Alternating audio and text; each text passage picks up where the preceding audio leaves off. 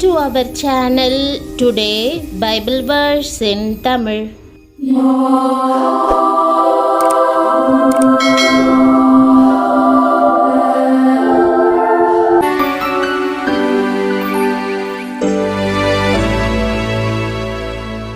இன்றைய வசனம் கொலோசையர் 1:27. கிறிஸ்துவுக்குள் பிரியமானவர்களே, நம்முடைய ஆண்டவரும் இரட்சகருமான இயேசு கிறிஸ்துவின் வல்லமையுள்ள நாமத்தில் உங்களை வாழ்த்துகிறேன். உங்களுக்குள் இருக்கும் கிறிஸ்து வெறும் நம்பிக்கை மட்டுமல்ல, உங்கள் வாழ்க்கையின் வழியாக பிரகாசிக்க காத்திருக்கும் தேவ மகிமை அவரே. ஆராதிப்பதன் மூலமாக அந்த தெய்வீக அனுபவத்தை அடையலாம். இன்றைக்கு ஓர் அருமையான வாக்குத்தத்தத்தை வேதத்திலிருந்து தியானிக்க போகிறோம். புறஜாதிகளுக்குள்ளே விளங்கிய இந்த இரகசியத்தில் உள்ள மகிமையின் ஐஸ்வர்யம் இன்னதென்று தேவன் தம்முடைய பரிசுத்தவான்களுக்கு தெரியப்படுத்த சித்தமானார். கிறிஸ்துவானவர் மகிமையின் நம்பிக்கையாக உங்களுக்குள் இருப்பதே அந்த இரகசியம். தாவீது தன் வாழ்க்கையில் இந்த மகிமையை அனுபவித்தான். கர்த்தாவே, நீர் என் மகிமையாயிருக்கிறீர் என்றும் நீர் மகிமையினாலும் கனத்தினாலும் அவனை முடிசூட்டினீர் என்றும் அவன் கூறுகிறான். எப்போது நீங்கள் அப்படிப்பட்ட மகிமையை பெற்றுக்கொள்ள முடியும்? நீங்கள் தேவனை துதிக்கும் போது, ஸ்தோத்திரிக்கும் போது தேவ மகிமை உங்களை நிரப்பும் என்று பார்க்கிறோம்.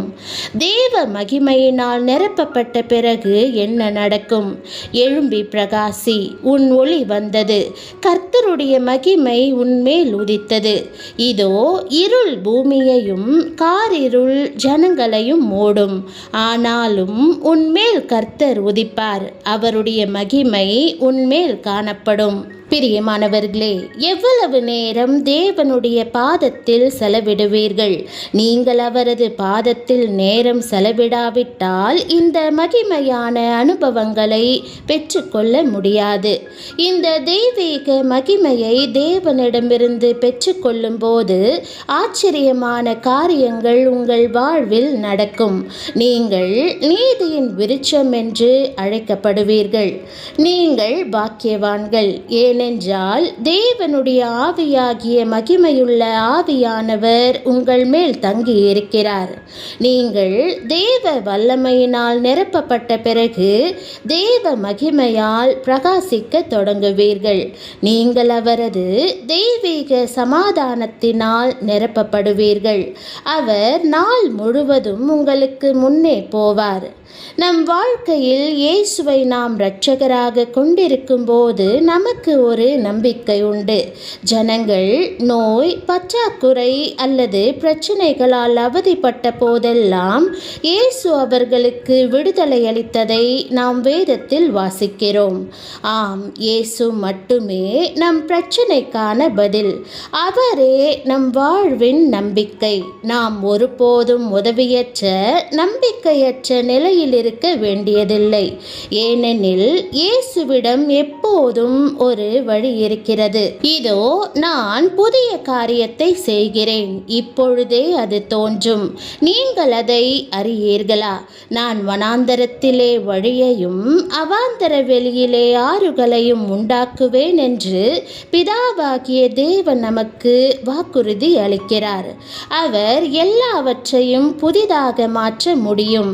உலகத்தை வெறுமையாக படைத்து அதில் எல்லாவற்றையும் உருவாக்கிய தேவனால் எதையாவது செய்து உங்கள் வாழ்க்கையில் ஒரு மாற்றத்தை கொண்டு வர முடியும் அல்லவா? நீங்கள் கவலைப்பட வேண்டிய அவசியமில்லை. என் வாழ்க்கையில் இயேசு இருக்கிறாரா என்பதை சிந்தியுங்கள். இயேசுவை தேடுவதின் மூலமாக உங்கள் தேவைகள் யாவும் சந்திக்கப்படும். கடுகு விதை அளவிலான உங்கள் விசுவாசம்தான் உங்களுக்கு ஆசீர்வாதத்தை கொண்டு வரும். விசுவாசம் இல்லாமல் தேவனுக்கு தேவனுக்கு பிரியமாயிருப்பது கூடாத காரியம். ஏனென்றால் தேவனிடத்தில் சேருகிறவன் அவர் உண்டென்றும் அவர் தம்மை தேடுகிறவர்களுக்கு பலன் அளிக்கிறவர் என்றும் விசுவாசிக்க வேண்டும். நாம் அவரை அழைக்கும் போது தேவன் நிச்சயமாக நமக்கு பதிலளிப்பார் என்று நாம் நம்ப வேண்டும். தேவனை பிரியப்படுத்துவதற்கான வழி அது. விசுவாசம் இல்லாமல் சந்தேகத்தோடு ஜெபிப்பதில் எவ்வித அர்த்தமும் இல்லை. நீங்கள் அவரிடம் கேட்பதை அவர் நிச்சயமாக செய்வார் என்பதில் உறுதியாக இருங்கள். நாற்காலியை நம்பினால் அதில் நீங்கள் தைரியமாய் உட்காரலாம். கடையை நம்பினால் நீங்கள் தைரியமாக ஆர்டர் செய்யலாம். என் நாவில் சொல் பிறவாவதற்கு முன்னே இதோ கர்த்தாவே அதையெல்லாம் நீர் அறிந்திருக்கிறீர் என்று தேவனுடைய வார்த்தை கூறுகிறது. நீங்கள் ஜெபம் பண்ணும்போது அஞ்ஞானிகளைப் போல வீண் வார்த்தைகளை அலப்பாதேயுங்கள். அவர்கள் அதிக வசனிப்பினால் தங்கள் ஜெபம் கேட்கப்படும் என்று நினைக்கிறார்கள். அவர்களைப் போல நீங்கள் செய்யாதிருங்கள். உங்கள் பிதாவை நோக்கி நீங்கள் வேண்டிக் கொள்ளுகிறதற்கு முன்னமே உங்களுக்கு இன்னது தேவை என்று அவர் அறிந்திருக்கிறார். அவர் பதிலளிப்பார் என்று நாம் நம்ப வேண்டும் என்று அவர் எதிர்பார்க்கிறார். நீங்கள் என் நாமத்தினாலே எதை கேட்பீர்களோ குமாரனில் பிதா மகிமைப்படும்படியாக அதை செய்வேன் என்று அவர் தெளிவாக கூறுகிறார். ஆம், இயேசுவே நமது மகிமையின் நம்பிக்கை. கிறிஸ்து நமக்குள் இருக்கும்போது அவர் நம்முடைய மகிமையாக மாறுகிறார். நம்மிடம் இருக்கக்கூடிய மிகப்பெரிய நம்பிக்கை கிறிஸ்துவை நம்மில் வைத்திருப்பதுதான்.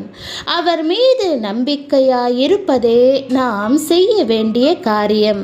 ஆகவே நம்முடைய நம்பிக்கையை அறிக்கையிடுகிறதில் அசைவில்லாமல் உறுதியாய் இருக்க கடவோம். வாக்குதத்தம் பண்ணினவர் உண்மையுள்ளவராய் இருக்கிறாரே என்று வேதம் கூறுகிறது. நாம் அவரை நம்பும்போது அவர் நம்மை ஏராளமாக ஆசிர்வதிப்பார். தேவனுடைய வாக்குறுதிகள் நம் வாழ்வில் நிச்சயமாக நிறைவேறும். பிரியமானவர்களே, மகிமையின் நம்பிக்கையான கிறிஸ்து உங்களுக்குள் இருக்கிறாரா? இப்போதே உங்களை தாழ்த்தி ஆண்டவரை நோக்கி ஜெபியுங்கள். நீங்கள் அவரது மகிமையால் நிரப்பப்படுவீர்கள்.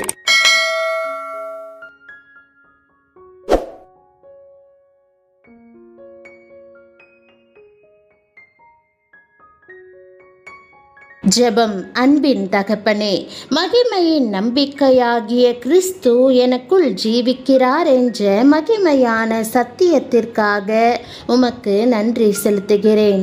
இப்போது நான் உம்மை துதித்து ஸ்தோத்தரித்து முழு இருதயத்துடனும் உம்மை தேடும்போது உம்முடைய தெய்வீக பிரசன்னத்தினால் என்னை நிரப்பும். உம்முடைய மகிமையின் ஆவியானவர் என் மேல் தங்கி எல்லா இருளையும் அகற்றுவார்.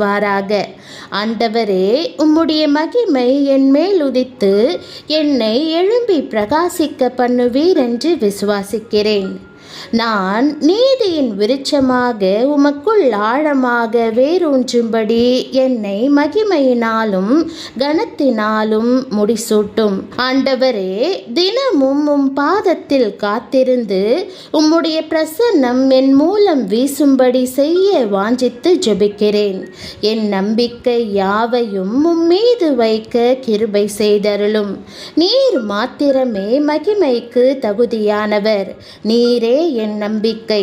உமது வார்த்தையின் மூலம் உம்மீது விசுவாசம் வைக்க கிருபை செய்தருளும். எனது கோரிக்கைகளுக்கு பதிலளிக்க கிருபை செய்தருளும். உமது நாமம் மாத்திரமே மகிமைப்படட்டும். இயேசுவின் நாமத்தில் ஜெபிக்கிறேன் நல்ல பிதாவே, ஆமேன். என் ஆத்துமாவே கர்த்தரை ஸ்தோத்திரி. என் முழு உள்ளமே அவருடைய பரிசுத்த நாமத்தை ஸ்தோத்திரி. என் ஆத்துமாவே கர்த்தரை ஸ்தோத்திரி. அவர் செய்த சகல உபகாரங்களையும் மறவாதே. ஆமேன். தேவனுடைய நாமம் மகிமைப்படுவதாக. ஆமேன்.